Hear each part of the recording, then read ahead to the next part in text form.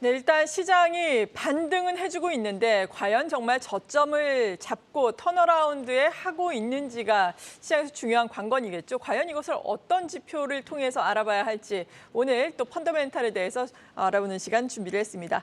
서강대학교 경제대학원의 김영익 교수입니다. 안녕하세요. 예, 안녕하십니까. 네, 교수님께서는 평소에 지수의 현황을 이 명목 국내 총 생산과 또 비교 분석을 많이 해주셨다고 들었거든요. 네, 지금은 명목 GDP에 비해서 우리 증시가 어느 정도나 저평가가 돼 있는 국면인가요? 예, 제가 그동안 제가 보는 여러 가지 경제 변수에서 주가 가대평가됐었는데요. 지금 여러 가지 경제 변수에서 주가가 많이 떨어지다 보니까 가소평가 영역이 들었었거든요. 예, 대표적으로 저희가 명목 GDP 가지고 장기적으로 주가를 추정하고 전망하는데요. 올해 명목 성장률을 한 4.5%로 보고 있어요. 예, 실질 GDP 2.5%, 물가 한 2%. 결코 높은 수준 아닌데요. 이거로 보면은 적정 주가가 3,090 정도 나옵니다. 네, 그런데 지난달 말에 우리 코스피가 2,155였으니까요. 한 30% 정도 가소평가되는 거죠. 네, 제가 2002년 이후로 분석해 보니까요. 가소평가 정도가 지금이 가장 심각한 것 같습니다. 네, 과소평가가 돼 있다라고 말씀해 주셨습니다. 또 다른 거시경제 변수 가운데서 상관지수가 상당히 높은 것이 일평균 또 수출 금액 아니겠습니까? 요즘 예, 예. 무역 수지 적자가 나오고 있다라는 이야기가 나타나고 있는데 그래도 또 수출만 떼고 보자면 다를 수도 있을 것 같아요. 코스피 지수와 또 비교 분석을 해본다면 어떨까요?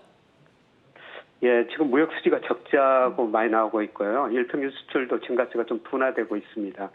예, 그럼에도 불구하고 제가 그 주가는 일평균 수출 금액에 대해서도 저평가됐다.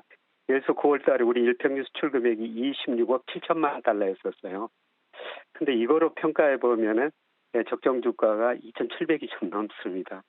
예, 그래서 이거로 봐도 코스피가 한 22% 저평가됐다. 이렇게 볼 수가 있습니다. 사실 제가 작년에는 우리 코스피가 일평균 수출에 비해서 4월 달에는 한 40% 정도 가대평가됐었거든요. 예, 그래서 주식 비중을 좀 줄이는 게 좋을 것 같습니다. 이런 말씀을 드렸었는데요. 예, 지금은 상황이 완전히 역전됐다는 겁니다.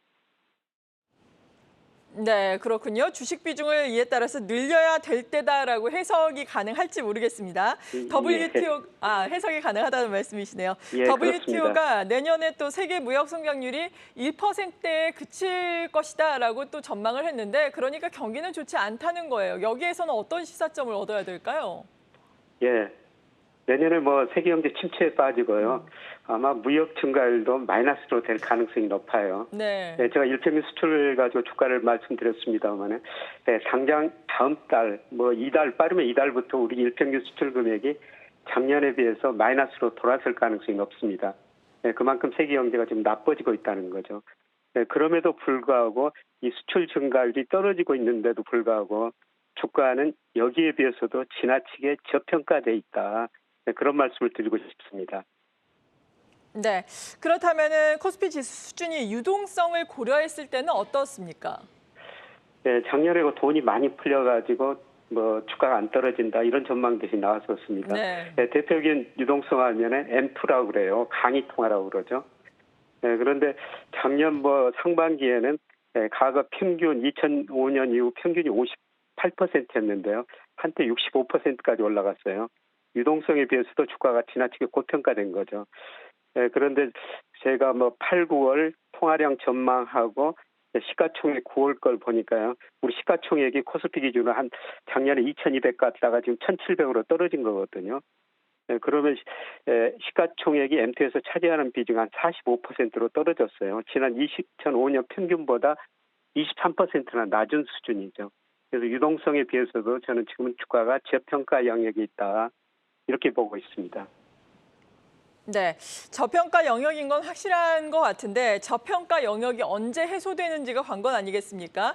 해소되는 것을 어떤 지표를 통해서 우리가 또 확인을 해볼 수 있을까요? 네, 저는 해소 시점은 올 4분기에서 내년 1분기 사이라고 보고 있는데요. 네. 네, 그거는 우선 물가가 좀 많이 안정돼야 되겠죠.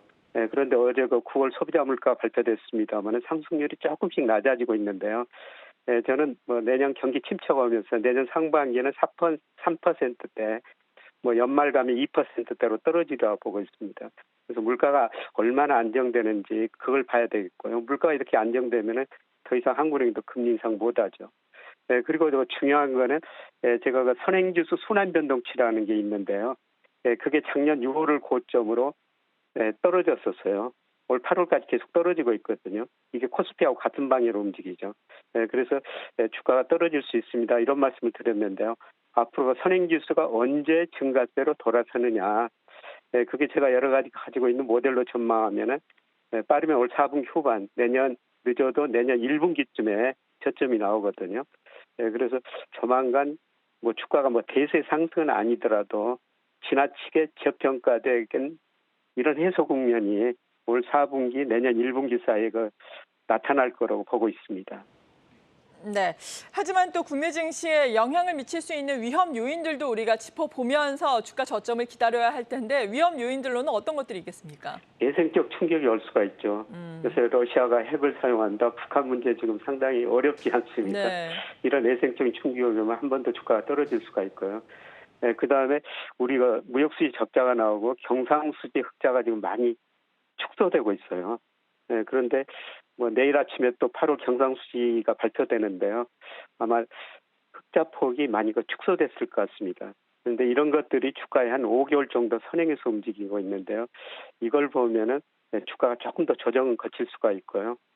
저는 그럼에도 불구하고 제가 앞서 세 가지 경제 지표로 말씀드렸습니다만은 지금은 지나치게 주가가 저평가 영역에 들어섰다. 그래서 지금 뭐 주식은 저는 팔 시기는 아니고요. 여기서 더 떨어질 수도 있습니다. 그럴 때마다 이제 비중을 늘려갈 시기가 아닌가 이렇게 내다보고 있습니다.